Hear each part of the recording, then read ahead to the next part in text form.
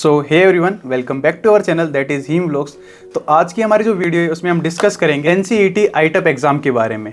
NCET आईटेप exam मैं बता दूं आपको, ये केवल आपके BSc BEd, BA BEd, BCom BEd के लिए एग्ज़ाम कराती है सेंट्रल यूनिवर्सिटी, जिसके थ्रू आप इन कोर्सेज में एडमिशन ले सकते हैं।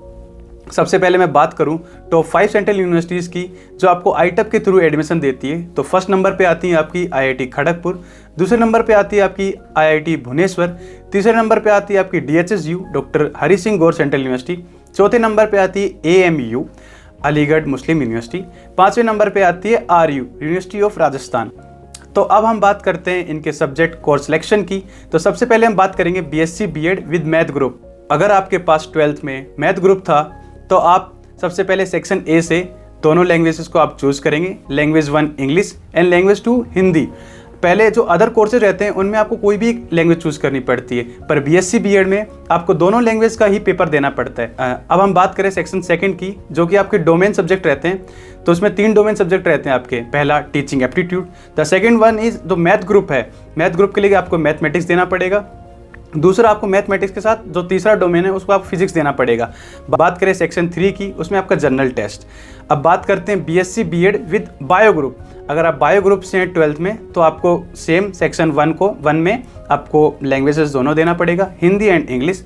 सेक्शन बी में आपको, अगर आप बायो ग्रुप से, मैं आपको दोबारा रिमाइंड कराता हूँ, अगर आप बायो ग्रुप से हैं तो आपको बायोलॉजी एंड केमिस्ट्री, जो कि आपको जो मैथ ग्रुप था उसमें आपको मैथमेटिक्स एंड फिजिक्स देना पड़ता है। टीचिंग एप्टीट्यूड दोनों में सेम है, आपको मैथ ग्रुप में और बायो ग्रुप में दोनों में आपको टीचिंग एप्टीट्यूड देना पड़ता है।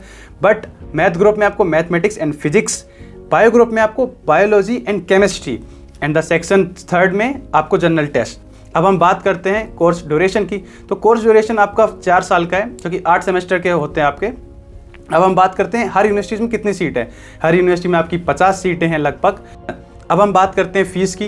तो आपकी फ़ीस काफ़ी नॉमिनल फ़ीस है। हर सेमेस्टर आपको 4000 समथिंग अप्रोक्स आपको फ़ीस रहती है, और पर सेमेस्टर जैसे जैसे आप हर सेमेस्टर में आप आगे बढ़ते हैं तो आपकी फ़ीस 100, 200, 500 आपकी फ़ीस कम होती जाती है।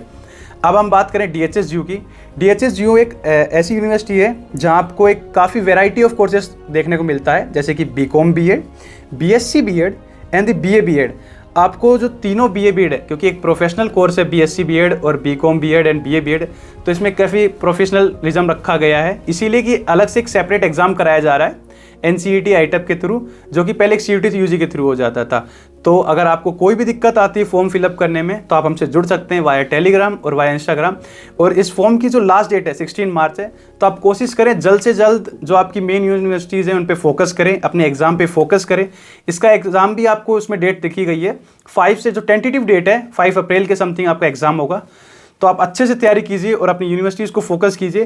पहले क्या रहता था कि जो आप आईआईटी भुवनेश्वर वगैरह हैं, ये यूनिवर्सिटीज़ भी केवल पहले इंजीनियरिंग कराती थी, अब ये यूनिवर्सिटीज़ भी आपको बीएड का जो कोर्स प्रेफर कर रही हैं।